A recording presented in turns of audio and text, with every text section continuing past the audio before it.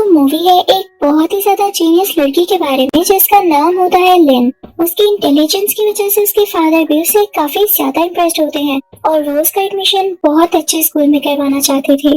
लेकिन जब वो लोग स्कूल में जाते हैं तो वहाँ की हेड मिस्ट्रेस इन्हें बताती है कि स्कूल की फीस बहुत ज्यादा है, क्या आप लोग इसे अफोर्ड कर सकते हैं। लेकिन जैसे ही वहाँ पर लिन बात करना स्टार्ट करती है तो उसकी बातों से और उसकी कैलकुलेशन से वो हेड मिस्ट्रेस भी काफी ज्यादा इम्प्रेस होती है और तो और वो उसे स्कूल में फ्री एडमिशन दे देती है।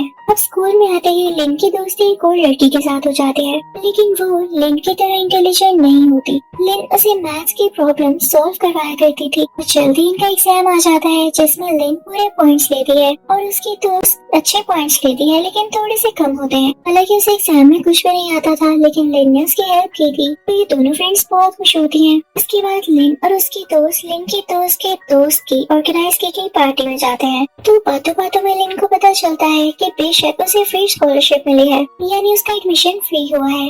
लेकिन कुछ फंड्स थे जो कि उसके फादर ने पे किए हैं। लिन वहाँ से जब अपने घर जाके रसीद देखती है तो उसे पता चलता है कि वाकई उसके फादर ने 2 लाख सिर्फ फंड्स ही पे किए होते हैं। तो लिन ये देख के रोने लगती है और वो अपने फादर से कहती है कि डैडी इतने महंगे स्कूल में दाखिला करवाने की क्या जरूरत थी। तो उसके फादर उससे कहते हैं तुम्हारे फ्यूचर से ज्यादा मेरे लिए अहम कुछ भी नहीं, बस अपनी पढ़ाई पर ध्यान दो। अब जल्द ही लिन की मदर की बर्थडे होती है तो वो उनको याद करते हुए पियानो बजाने लगती है क्योंकि वो उनके पास नहीं होती। तभी लिन को एक आइडिया आता है कि उसकी क्लास के जो बच्चे हैं वो उसकी तरह इंटेलिजेंट नहीं है और एग्जाम में भी वो हमेशा फेल होते हैं, तो क्यों ना इस बार मैं उनकी मदद करूं। तो उन सब लोगों को बुलाती है और उन्हें कहती है कि देखो जैसे मैं पियानो प्ले कर रही हूँ, इन उंगलियों के इशारों को याद रखना। अगर मैं इस तरह से अपनी फिंगर्स करूँ तो इसका ऑप्शन ए होगा, इस तरह से करूँ तो बी या सी या डी होगा। तो सब बच्चे उसकी उंगलियों के इशारों को याद रख लेते हैं। तो जब एग्जाम्स आते हैं तो लिन अपनी उंगलियों के इशारे से ही एग्जाम्स में उनकी मदद करती है। इस तरह से वो क्लास बहुत अच्छे मार्क्स लेने लगती है। जब इन एग्जाम्स का रिजल्ट आता है तो इसकी क्लास का रिजल्ट टॉप पर होता है और इसी क्लास में जिसने टॉप किया होता है वो जाहिर सी बात है कि लिन ही होती है और जो बच्चा सेकंड पर आया होता है उसका नाम होता है बैंक। वो दोनों अपने स्कूल को रिप्रेजेंट करते हुए कंपटीशन में हिस्सा लेते हैं जिसका नाम होता है टीन जीनियस। तो क्योंकि बैंक भी बहुत इंटेलिजेंट होता है तो ये दोनों कंपटीशन जीत जाते हैं। तो हेड मिस्ट्रेस और बाकी सब इनसे काफी खुश होते हैं। तो हेड मिस्ट्रेस इनसे कहती है कुछ बच्चे ऐसे भी हैं जो कि स्कॉलरशिप पे पढ़ रहे हैं, लेकिन लिंक और बैंक मैं तुम दोनों से बहुत इम्प्रेस हुई हूँ। तुम दोनों ने तो हमारे स्कूल का नाम रोशन कर दिया है, तो मैं तुम दोनों को एक अपॉर्चुनिटी दे सकती हूँ। लेकिन एक बात ये है कि तुम दोनों में से कोई एक ही उसको अवेल कर सकता है और वो ये कि तुम लोग सिंगापुर जाकर स्कॉलरशिप पर पढ़ सकते हो, यानी बिल्कुल फ्री। तो देख लो कि तुम दोनों में से कौन ऐसा है जो उसको डिजर्व करता है। यहाँ पर हमें बैंक की फैमिली के बारे में पता चलता है जो कि बहुत पुअर होती है। तो बैंक इसीलिए बहुत मेहनत किया करता था ताकि वो अपनी फैमिली के लिए कुछ कर सके। भी बैंक के पास एक लड़का आता है और उससे कहता है कि मुझे तुम्हारी बुक चाहिए, तुम काफी अच्छे नोट्स बनाते हो। तो बैंक उसे कहता है सॉरी मुझे खुद पढ़ना है। तो वो लड़का गलती से ये कह देता है कि तुम तो किसी की मदद नहीं करते, लिन तो हमारी बहुत मदद करती है और हमारे एग्जाम में भी मदद करती है। और उसको ऐसा कहना तो नहीं चाहिए था लेकिन उसके मुंह से निकल जाता है। तो ये बात बैंक को बहुत बुरी लगती है और जब एग्जाम स्टार्ट होता है तो इस चीज को नोट करने लगता है। लिन वाकई ऐसा करिए। अब एग्जाम शुरू होता है तो उन सब बच्चों को पेपर दे दिया जाता है। कुछ सेट 1 होते हैं और कुछ सेट 2, यानी वो दोनों सेट चेंज होते हैं। अब लिन के पास सेट 1 आया था तो वो सबको इशारे से बताती है कि मेरे पास सेट 1 है। तो अब जिन बच्चों का सेट 1 था सिर्फ वही बच्चे लिन से मदद ले सकते थे और बाकी बेचारे फेल नहीं होंगे। अब जब लिन उनकी हेल्प करना स्टार्ट करती है तो बैंक ये नोटिस कर रहा होता है। वो फौरन से जाकर इन्विजिलेटर को बताता है। इन्विजिलेटर उसे कहता है अच्छा मैं देख लूंगा, आप तो बैठो। अब ये सब लोग एग्जाम दे के बाहर आते हैं। तभी हेड मिस्ट्रेस लिन को अपने ऑफिस में बुलाती है। जब लिन अंदर जाती है तो देखती है कि बैंक वहाँ पर पहले से ही है, यानी उसने हेड मिस्ट्रेस को भी कंप्लेंट कर दी होती है। हेड मिस्ट्रेस उसे पूछती है तो आप चीटिंग करवाते आ रही है। तो लिन यहाँ पर घबरा जाती है। तभी लिन के फादर को भी कॉल कर ली जाती है और उन्हें कहा जाता है कि आपकी बेटी सब कुछ चीटिंग करवाती आ रही है। क्या इसलिए हमने इसे स्कूल में एडमिशन दिया था? उसके फादर को बहुत बातें सुनाती है। तो लिन से ये सुना नहीं चाहता और वो हेडमिस्ट्रेस से कहती है कि आप कैसी बातें कर रही हैं? आपने जो कहना है मुझे कहें, आप मेरे फादर से क्यों कह रही हैं? तो हेडमिस्ट्रेस को गुस्सा आ जाता है। लिन को इसे बदतमीजी नहीं करनी चाहिए थी क्योंकि अब उसका सिंगापुर जाने वाला चांस खत्म हो चुका था और जिस बात का डर था वही होता है। हेडमिस्ट्रेस यही कहती है कि वो एक शर्त पर लिन को स्कूल से नहीं निकालेंगी। अगर उसने स्कूल में पढ़ना भी है तो बिना प्रोटोकॉल के पढ़ेगी और इसे अब सिंगापुर भी नहीं भेजा जाएगा।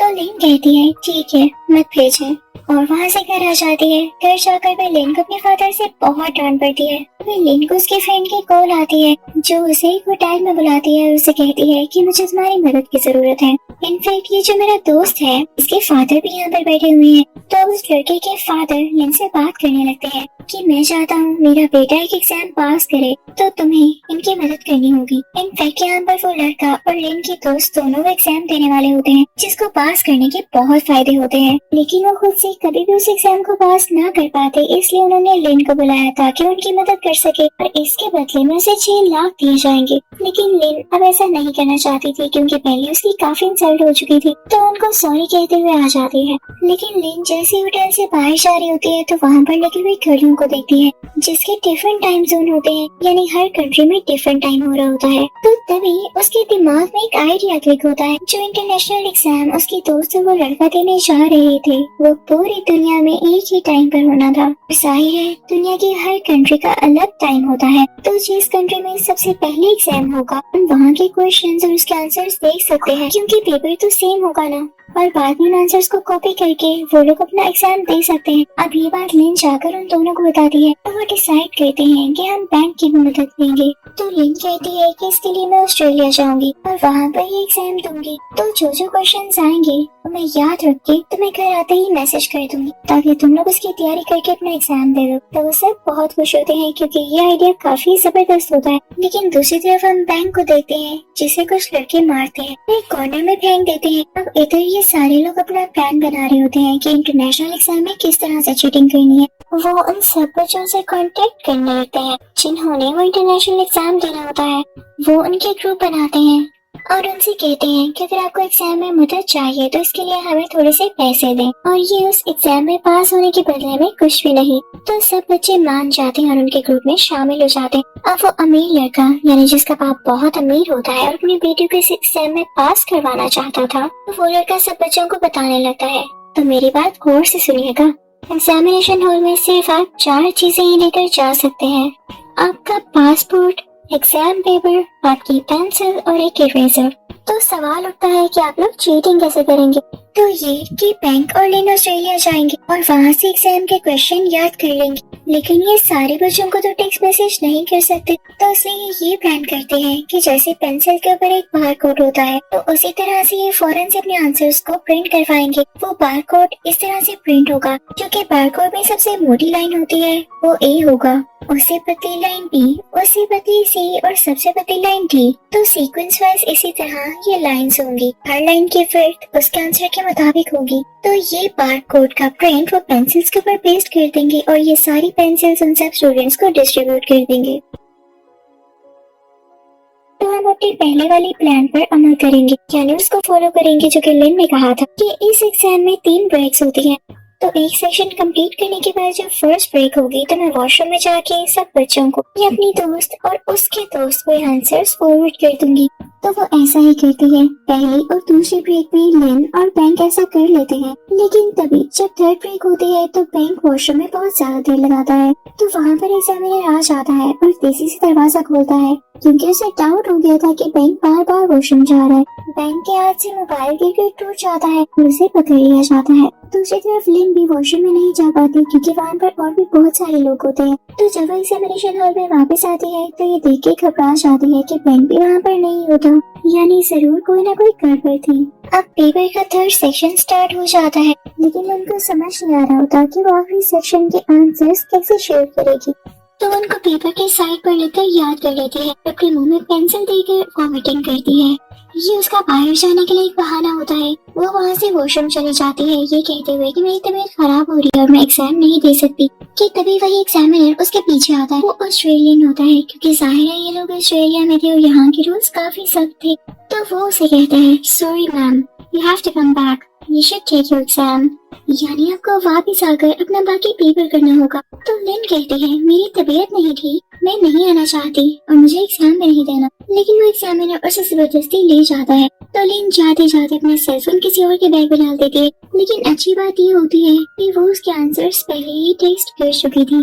जब वो वहाँ पर वापस आती है तो देखती है कि बैंक बैठा होता है और वहाँ के स्टाफ को पता चल चुका था कि लिन और बैंक एक ही स्कूल के स्टूडेंट हैं। तो इनको इन दोनों पर बराबर का शक था, इसलिए लिन को भी बुलाया गया था। लेकिन तब तक बैंक बोल देता है कि लिन का इसमें कोई हाथ नहीं। लिन अब वहाँ से वापस अपनी कंट्री यानी थाईलैंड आ जाती है। तो उसकी दोस्त उसका वेलकम करती है। लेकिन यहाँ पर लिन काफी ज्यादा परेशान होती है। वो वहाँ अपने फादर से भी मिलती है लेकिन उनको गले लगाकर बहुत ज्यादा रोती है क्योंकि उसे बैंक की टेंशन हो रही होती है। काफी दिनों के बाद जब ऐसे ही वो बैंक के घर जाती है तो देखती है कि वहाँ पर स्पोर्ट्स बाइक है, साथ ही साथ काफी महंगी महंगी चीजें भी हैं, जिसे देखकर उसे समझ नहीं आता कि ये यहाँ पर कौन लाया। तभी उसे बैंक नजर आता है जो उसे बताता है कि फिक्र नहीं करो, मैं वापस आ गया था, तभी कोई बड़ा मसला नहीं था और ये सब चीजें मैंने वहीं से मिलने वाले पैसों से ली हैं।